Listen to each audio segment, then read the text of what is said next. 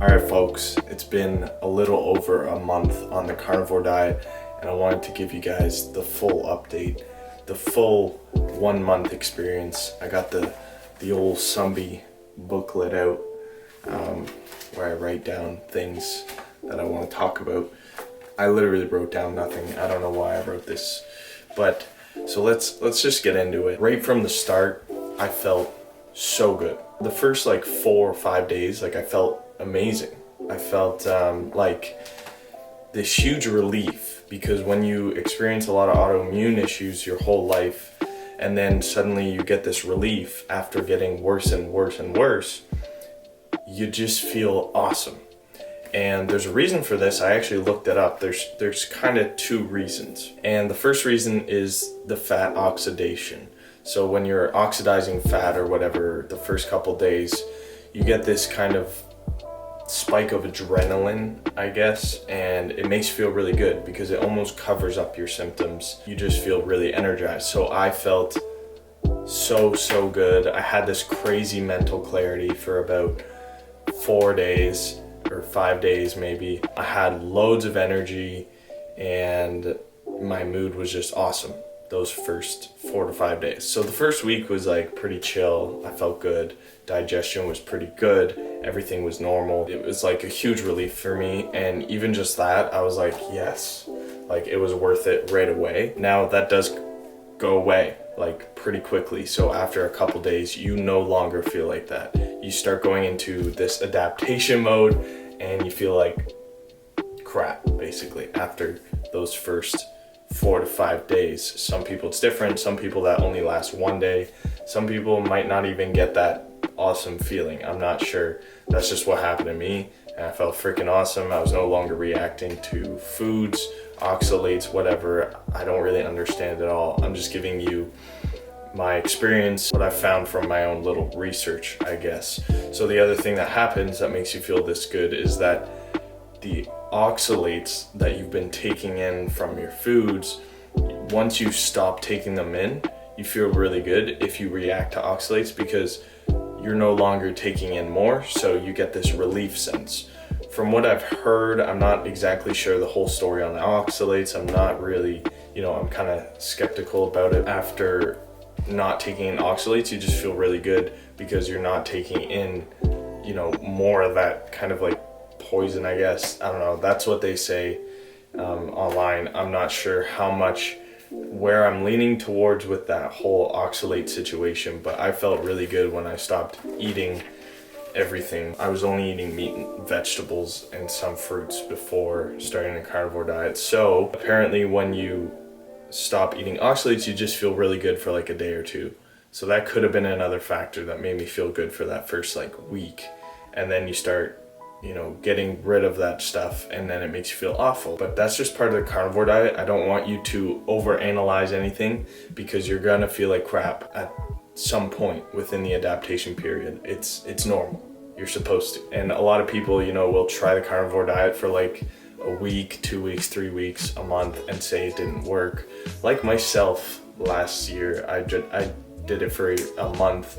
And you're supposed to keep going with it to see the results. So right now I'm headed into week number 5, and last night was the first night I felt okay, pretty good in a long time, and I'll go through what kind of happened. So after that first week of feeling absolutely amazing, this big relief, I pretty much immediately went into the adaptation phase. I lost the mental clarity, I lost the energy, the fatigue came, the nausea came.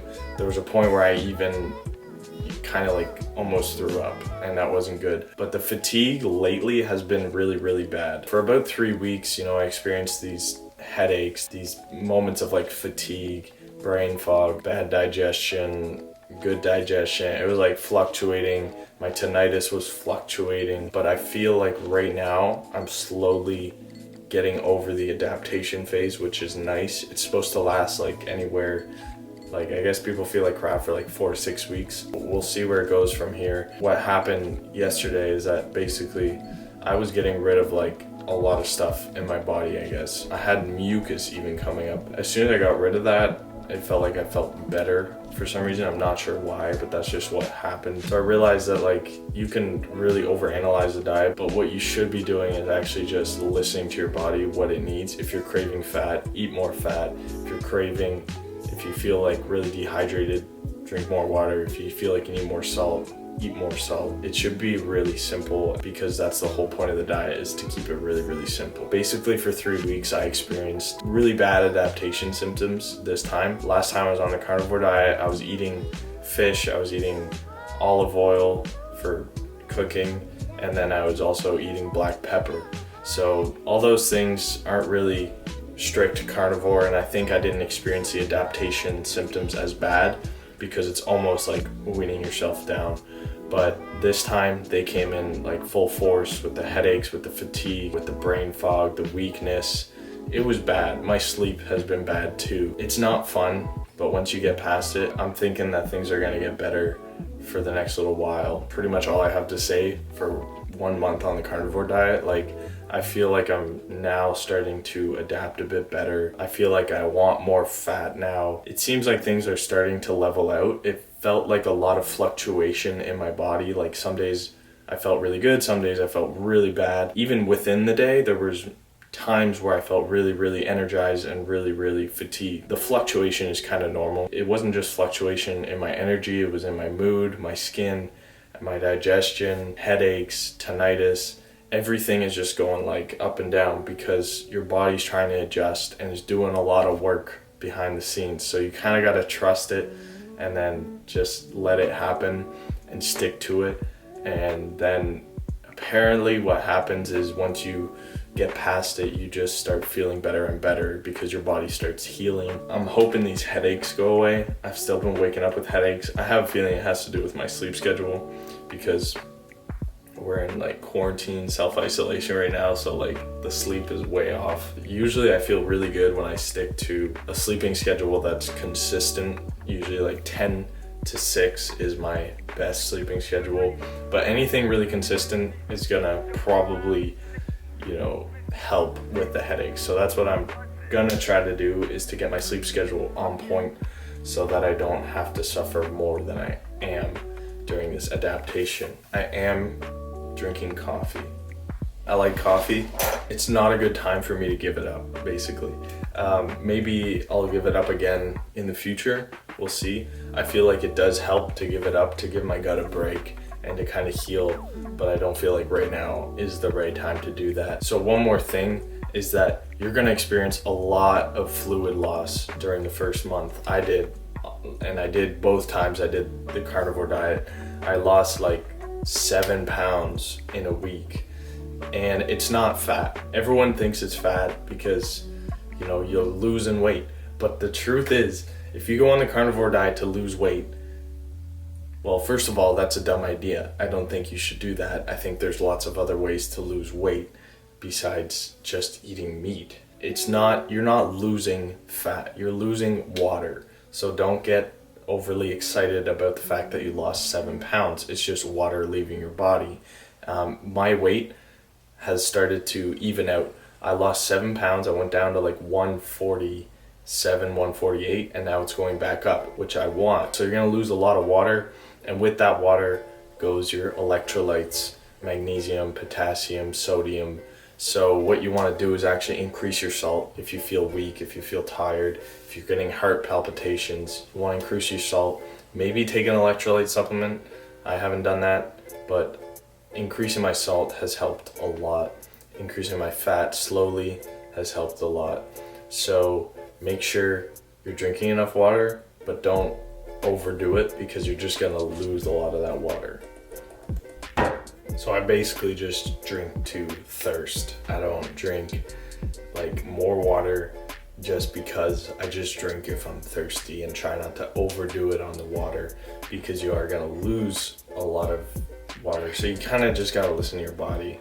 Like, you're gonna pee a lot. You kind of want to replace it, but salt is what's gonna keep the water in your body. So make sure you're getting enough salt, enough water.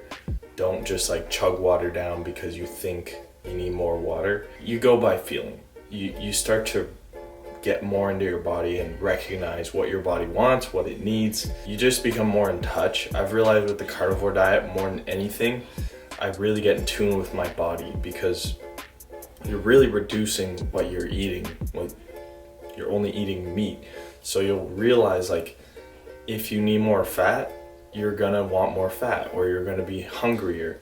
If you need more salt, you're gonna feel it. You're gonna be like, oh, I feel kind of like depleted. The salt, if you take a teaspoon of salt and drink it down and you feel better, you need more salt. If you take a bite of fat and you feel energized, you need more fat.